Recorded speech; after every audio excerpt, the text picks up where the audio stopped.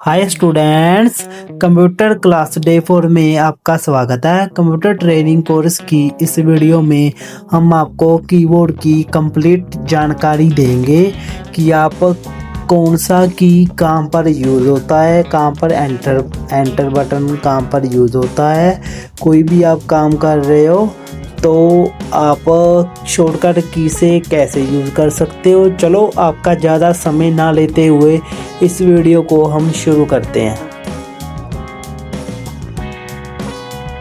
तो देखिए दोस्तों, जब भी हम कोई भी सॉफ्टवेयर में काम करते हैं जैसे MS excel, power point and कोई भी सॉफ्टवेयर वर्ड पैड, हम इस पर काम करते हैं तो हमें कीबोर्ड की प्रॉपर जानकारी होनी चाहिए कि कौन सी की कहाँ पर यूज़ होगी।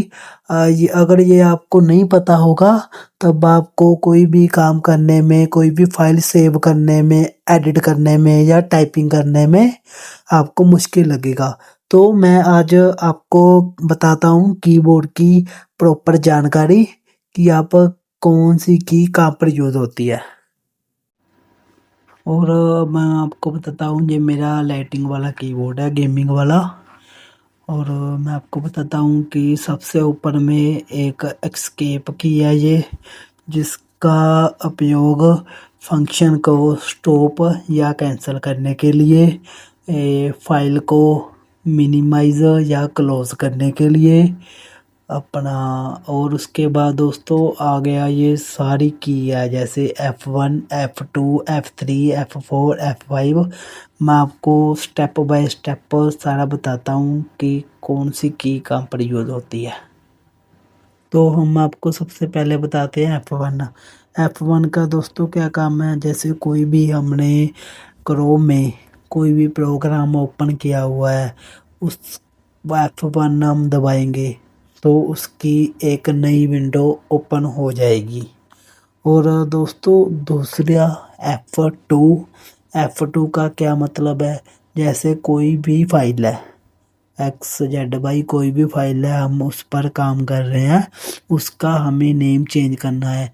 आप F2 दबाओगे तो डायरेक्ट आपका नेम चेंज हो जाएगा, ठीक है। उसके बाद F3। F3 का दोस्तों क्या मतलब है, F3 का मतलब है जब आप F3 दबाओगे फाइल में आप का सर्च बार ओपन हो जाएगा। और F4 का मतलब कोई भी आप काम कर रहे हो, जैसे सपोज कर लो हम एक्सेल में काम कर रहे हैं, अगर हम F4 दबाएंगे तो जो हमारा काम किया होगा, हमारी फाइल, लास्ट वाली फाइल सीधा ओपन हो जाएगी। इसके अलावा दोस्तों F4 का हम एक और भी काम कर सकते हैं। हम सपोज कर लो कोई भी काम कर रहे हैं, आपको आपको वो सीधा ही बैक करना है शॉर्टकट की से। आप अल्ट F4 दबाओगे तो आपकी फाइल डायरेक्ट कैंसिल हो जाएगी। और F5 का कुछ अलग ही हम काम कर सकते हैं, जैसे कोई भी हम काम कर रहे हैं, कोई भी पेज ओपन किया हुआ है, उसको रीलोड एंड रिफ्रेश के लिए हम F5 का इस्तेमाल कर सकते हैं। ऐसे ही MS वर्ड में हम F4 से विंडो ओपन कर सकते हैं। कहने का मतलब है कि कोई भी जिस भी प्रोग्राम को आपने ओपन किया होगा उसके हिसाब से काम कर सकते हैं। ये उसके बाद आ गया दोस्तों F6। F6 अगर आप गूगल में F6 दबाओगे तो आप सर्च कर सकते हो। उसके बाद दोस्तों ये आ गया F9। F9, 10, 11, 12। दोस्तों इसका ज़्यादातर यूज़ होता है जब हमने विंडो करनी होती है। जब हम सपोज कर लो विंडो कर रहे हैं, एक पेन ड्राइव में हम विंडो डालते हैं, इसका यूज़ ज़्यादातर हम तब करते हैं। वो मैं आगे आपको बताऊंगा, जब मैं आपको बताऊंगा कि विंडो आप कैसे कर सकते हो, तो उस वीडियो में मैं आपको F2, F1 का, ये F11, 12 और 10th का क्या इस्तेमाल है बताऊंगा। उसके बाद दोस्तों, उसके बाद आपको आ गया आगे का स्क्रीनशॉट वाला। आप कोई भी काम कर रहे हो, आप कीबोर्ड से अल्ट अल्ट के बाद स्क्रीनशॉट वाला बटन दबा देना, तो आपका जो भी है वो आपका स्क्रीनशॉट हो जाएगा। उसके बाद दोस्तों आ गया आगे नंबर, जैसे 1 2 3 4 5 6। इसका दोस्तों आपको करना पड़ेगा प्रैक्टिस। जैसे ही हम कोई भी टैप करते हैं हमें इसकी प्रैक्टिस करनी पड़ेगी। ये प्लस का ऑप्शन है, साथ में प्लस माइनस स्टार ये इसका है। उसके बाद दोस्तों यहाँ पर भी नंबर है, ये देखे आपके आपके जैसे हमने F1 F2 बताया, उसके नीचे देखो कीबोर्ड का 1 2 3 4। ठीक है दोस्तों, ये एक टैब का ऑप्शन है, आपको TAP टैब का ऑप्शन दिख रहा होगा। दोस्तों इसका क्या काम है, जैसे एक्सपोज कर लो कोई हम एक्सेल में काम कर रहे हैं, मैंने अपना नाम लिखा पंकज मेहरा, मैंने पंकज मेहरा लिखा और मुझे सपोज कर लो नीचे लिखना है, उसके बाद मुझे नीचे लिखना है मेहरा कम्युनिकेशन, मुझे उसके नीचे लिखना है। मैं क्या करूँगा, मैं इसको टैब को क्लिक करूँगा और एंटर दबा दूंगा। इसका दोस्तों आप ऐसे भी कर सकते हैं टैब का, जैसे एक्सेल में हम काउंटिंग लिख रहे हैं, जैसे मुझे एक ही लाइन में लिखना है 50 100 200 150 500, मुझे ऐसे अलग अलग गिनती लिखनी है। हम क्या करेंगे दोस्तों, जैसे मैंने एक में लिखा 100 के बाद मैं माउस से नहीं क्लिक करूँगा, मैं माउस से नहीं क्लिक करूँगा, मैं सीधा क्या करूँगा, मैं सीधा वहाँ से कर टैब बटन को दबा दूंगा।